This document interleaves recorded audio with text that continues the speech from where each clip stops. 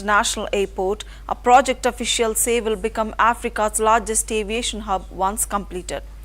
Prime Minister Abiy Ahmed led the cornerstone-laying ceremony on January 10 near Bishoftu, about 40 kilometers southeast of Addis Ababa.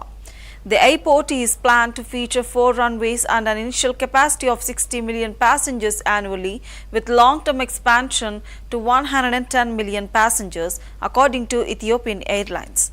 Ethiopian Airlines Group CEO Mesfin Tasso said around $6 billion in financing has already been secured, with additional funding expected from institutions and partners in the Middle East, China, Europe, the United States and the African Development Bank.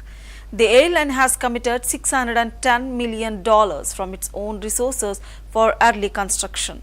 Officials say the project will strengthen Ethiopia's role as a global aviation and trade gateway. However, some displaced farmers expressed concerns about resettlement, housing and youth employment, highlighting the social challenges accompanying large-scale development.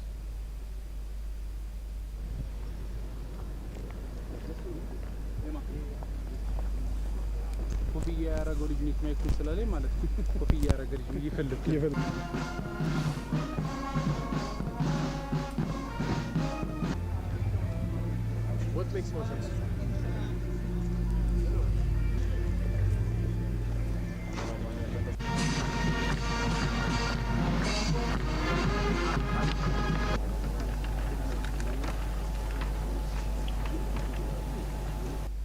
ፈተና አልቦ ጉዞ የኢትዮጵያ አየር መንገድ አላደረገም። ፈተና አልቦ ጉዞ ኢትዮጵያም አታደርግም። ፈተናዎችን ተጋፍጣ ፈተናዎችን ተሻግራ የጸናችና የበለጸገች መሆን እንድትችል እኛ የምናስብበትና ጠላቶቻችን የሚተጉበትን አውድ በቅጡ መገንዘብ አስፈላጊ ይሆናል።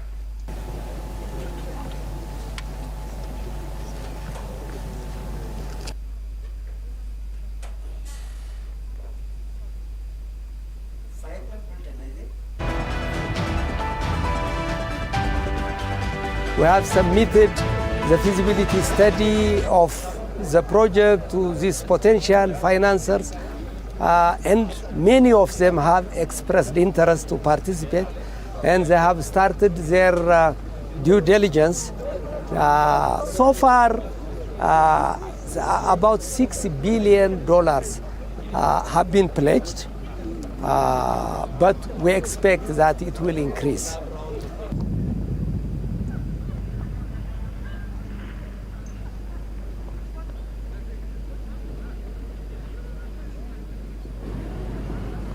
ግን የተለያዩ ከሚድል ኢስት ከቻይና ከዩሮፕ ከዩኤስ የተለያዩ አበዳሪ ድርጅቶች ኢንቮልቭድ ሆነዋል።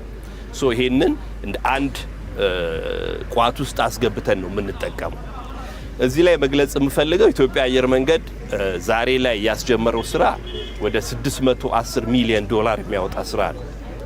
ይሄንን በራሱ አቅም ነው በመጪው አንድ አመት ውስጥ አቬል የሚያደርገው።